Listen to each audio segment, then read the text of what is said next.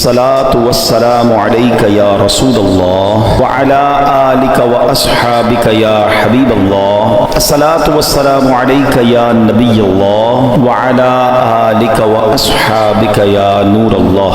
پاک پڑھنے کے بے شمار فضائل و برکات ہیں. آج کل دور بڑا کلیمٹیز کا، پرابلمز کا، ڈیفیکلٹیز کا ہے. بیماریاں الگ چل رہی ہیں، وائرس الگ چل رہے ہیں، پرابلمز الگ چل رہے ہیں.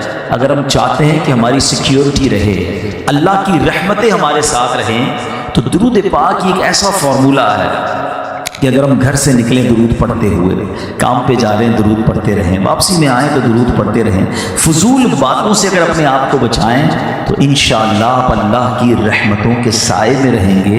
اللہ کی رحمت نازل ہوتی رہے گی تو پرابلمز بھی دور ہو جائیں گی. اللہ مجھے بھی درود پاک کثرت سے پڑھنے والا بنائے. صلو علی الحبیب صلی اللہ تعالی علی محمد صلی اللہ علیہ وسلم. تو اب یہ خوشیوں کا موقع آ گیا ہے اور عاشقان رسول کے دل چمک اٹھیں، اور کیوں نہ ہم نبی پاک کی ولادت کی خوشی منائیں. اس مہینے کو ویلکم کریں، کیونکہ یہ مہینہ میرے آقا کی ولادت کا مہینہ ہے. سارا سال ہی تو ہم پڑھتے ہیں جس سہانی گھڑی چمکا طیبہ کا چاند، اس دل افروز ساعت پہ لاکھوں سلام. وہ مبارک گھڑی اور وہ مبارک مہینہ آ گیا ہے جس میں انشاءاللہ بہت ساری ہمارے لیے ہدایات ہیں، ہمارے لیے بہت ساری انسٹرکشنز ہیں کہ یہ مہینہ کیسے منانا ہے، اور مہینے کی خوشیاں منائیں گے انشاءاللہ. اس کی خوب برکتیں ملیں گی. قرآن و حدیث سے ہم نے سمجھنا ہے کہ ولادت مصطفیٰ کا ذکر کرنا، میلاد منانا، خوشیاں منانا، یہ کہاں ثابت ہے اور اس کی کتنی برکتیں ہیں. لوگ کہتے ہیں ریفرنس دو بھائی، کیسے خوشی منا سکتے ہیں، کیسے خرچ کر سکتے ہیں. چلو بھائی ریفرنس بھی لے لو. اللہ فرماتا ہے قل بفضل اللہ وبرحمتہ فبذلک فلیفرحوا هو خیر مما یجمعون. 11واں پارہ سورہ یونس آیت نمبر 58. ٹھیک ہے، یاد کر لیں. اس کا ترجمہ کیا ہے؟ ترجمہ بھی کیا اعلیٰ حضرت نے کیا. تم فرماؤ اللہ ہی کے فضل اور اسی کی رحمت اور اسی پر چاہیے کہ خوشی کریں، وہ ان کے سب دھن دولت سے بہتر ہے. اللہ کی رحمت اور فضل پر خوشی کریں تو سب دھن دولت سے بہتر ہے. اچھا، پھر اللہ کی کوئی بھی رحمت ہو تو خوشی کرنے کا حکم ہے، تو جو سب سے بڑی رحمت ہو، جو سب سے بڑی نعمت ہو. اب آپ ہو سکتا ہے کوئی کہے یار نبی پاک اللہ کی رحمت ہے، یہ کہاں سے آیا بھائی؟ اور پھر قرآن کا ریفرنس دے دیتا ہوں. اللہ قرآن میں فرماتا ہے وما ارسلناک الا رحمتا للعالمین. میرے آقا تو سارے جہان کے لیے رحمت ہیں.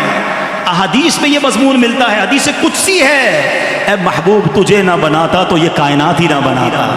جو وجہ تخلیق کے کائنات ہیں، جس کے سبب یہ دنیا بنی ہے، ان کی آمد کی خوشی کیوں نہ منائیں؟ تو انشاءاللہ دھوم دھام سے میلاد منائیں گے. پرچم بھی لگائیں، لائٹیں بھی لگائیں، مگر چوری کی نہیں، بل دے کر. بے شک 2 ٹیوب لائٹیں لگائیں، 2 بلب لگائیں، مگر بل دینا ہے، کیونکہ ناجائز طریقے سے ثواب نہیں ملتا. محفل نعت کریں، کسی کو تکلیف نہ پہنچائیں.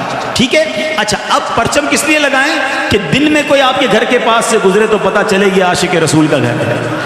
لائٹ اس لیے لگاؤ کہ رات میں گزرے تو پتہ چل جائے یہ میلاد منانے والے کا گھر ہے. ہاں، ابھی کچھ لوگ نکلیں گے یا نکلنے کی تیاری کر رہے ہوں گے، یار یہ لائٹیں کی جگہ جو ہے کسی غریب کی شادی کر دو، یہ نیاز جلوس کرتے ہو تو کسی مریض کا علاج کرا دو. اب تو ان کو جواب بڑا تگڑا دینا ہے. اربوں روپے ان سیلاب زدگان میں انہوں نے ہی بانٹے ہیں جو سرکار کا میلاد بھی مناتے ہیں. انشاءاللہ مسلمانوں کی مدد بھی کریں گے اور میلاد بھی منائیں گے انشاءاللہ. بلکہ مزے کی بات بتاؤں، دعوت اسلامی والوں نے تو یہ طے کیا ہے کہ ان سیلاب زدگان کی خیمہ بستیوں میں جا کر ان کے ساتھ میلاد منائیں گے انشاءاللہ.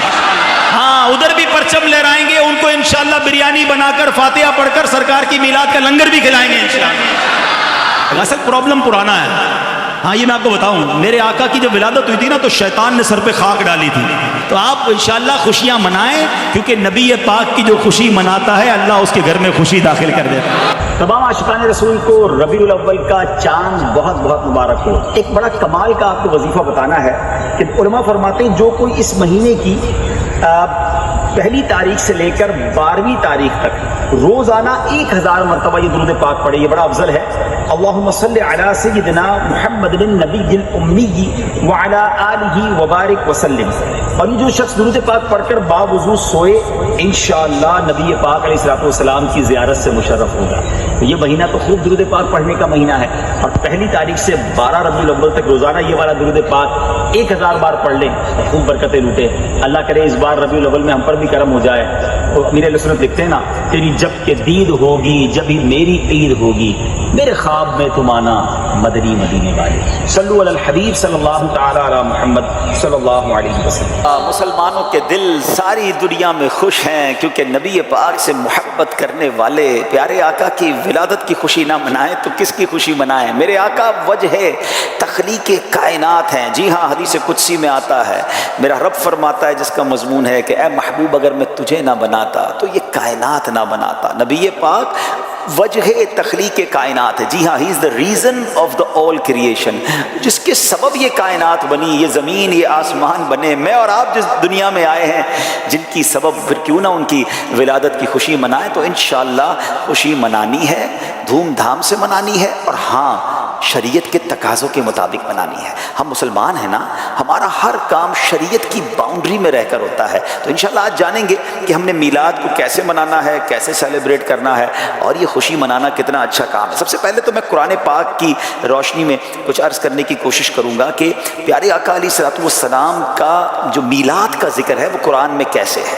یاد رکھیے کہ ہمارے آقا و مولا مکی مدنی مصطفیٰ صلی اللہ تعالی علیہ وسلم مخلوق میں سب سے افضل و اعلیٰ ہے۔ الحمدللہ قرآن کریم میں کل 7000 مقامات پر آپ علیہ الصلوۃ والسلام کا واضح لفظوں میں ذکر آیا ہے، 7000 ٹائمز۔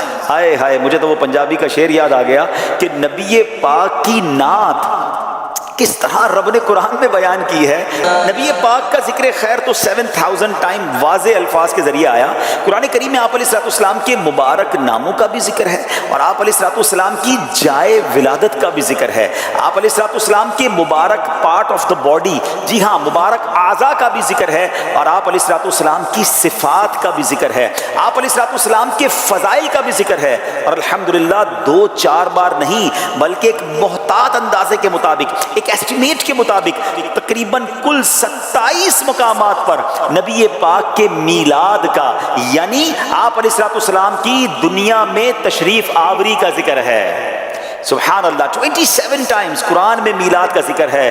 سبحان اللہ۔ اور اب میں ایک آیت آپ کے سامنے تلاوت کرتا ہوں، پارہ نمبر 11 ہے، سورہ توبہ آیت نمبر 128 میں اللہ کریم ارشاد فرماتا ہے، لَقَدْ جَاءَكُمْ رَسُولٌ مِّنْ أَنفُسِكُمْ عَزِيزٌ عَلَيْهِ مَا عَنِتُّمْ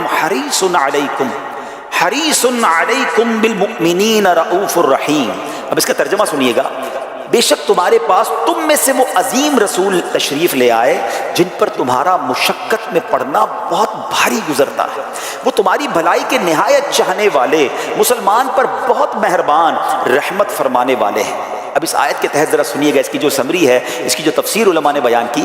مشہور مفسر قرآن حکیم الامت حضرت مفتی احمد یار خان نعیمی رحمۃ اللہ تعالی فرماتے ہیں، یہ آیت کریمہ پیارے آقا علیہ الصلوۃ والسلام کی نعت پاک کا گنجینہ ہے، صرف نعت نہیں ہے، نعت کا خزانہ ہے۔ اس میں آپ علیہ الصلوۃ والسلام کا میلاد ارشاد ہوا۔ اب ذرا غور فرمائیے، میرے آقا کا تو دنیا میں آنا سبھی جانتے ہیں نا، سارے لوگ جانتے ہیں کہ آپ دنیا میں تشریف لائے، پھر جانی ہوئی چیز کیوں بیان کی گئی؟ اس لیے تاکہ اس سے آپ کی ولادت کا ذکر ہو جائے۔ الحمدللہ پیارے آقا رسول خدا احمد مجتبیٰ صلی اللہ علیہ وسلم کی ولادت، آپ کی عزت و عظمت اور آپ کی بے مثل و بے مثال شان کا ذکر انبیاء کرام علیہ السلام بھی کرتے تھے۔ اللہ پاک نے بھی قرآن پاک میں ان باتوں کا ذکر فرمایا۔ اس سے معلوم ہوا کہ میلاد پاک کا ذکر کرنا سنت الہیہ بھی ہے اور سنت انبیاء بھی ہے۔ جائیے مفتی صاحب مزید فرماتے ہیں کہ اللہ پاک کی سب سے بڑی نعمت نبی کریم علیہ السلام ہیں، اس لیے رب کریم نے قرآن مجید میں مختلف جگہ الگ الگ انداز میں حضور انور علیہ السلام کا میلاد شریف ارشاد فرمایا۔ کہیں عام انسانوں کو حضور کا میلاد سنایا، کہیں صرف مسلمانوں کو بتایا، کہیں ساری مخلوق کو سنایا، کہیں اپنے نبیوں کو اپنے محبوب علیہ السلام کا میلاد سنایا، پھر ہر جگہ ایسی شان کے ساتھ میلاد مصطفیٰ کا ذکر فرمایا کہ بس قربان جائیے۔ چنانچہ اس آیت کریمہ میں حضور علیہ السلام کی بہت ساری صفات، بہت ساری کوالٹیز کے ساتھ میلاد شریف کے بارے میں بھی بتایا۔ فرمایا اے لوگو، تمہارے پاس وہ رسول کریم تشریف لے آئے جن کی آمد کی دھوم دھام انسان کی تخلیق سے بھی پہلے بچ گئی تھی، جن کی آمد کی دھوم سارے نبی مچا گئے، جن کا انتظار دنیا کو تھا، وہ عظیم و شان اب تمہارے پاس تشریف لے آئے۔ اور یاد رکھو ہمارے محبوب علیہ السلام جسمانی طور پر اگرچہ عرب میں آئے، مگر ان کی رسالت تا قیامت ہر جگہ میں ہر دل میں پہنچی، ان محبوب علیہ السلام کی شانیں بھی سن لو، وہ تم پر ایسے مہربان اور تمہارے ہر حال سے ایسے خبردار ہیں کہ تمہاری تکلیف ان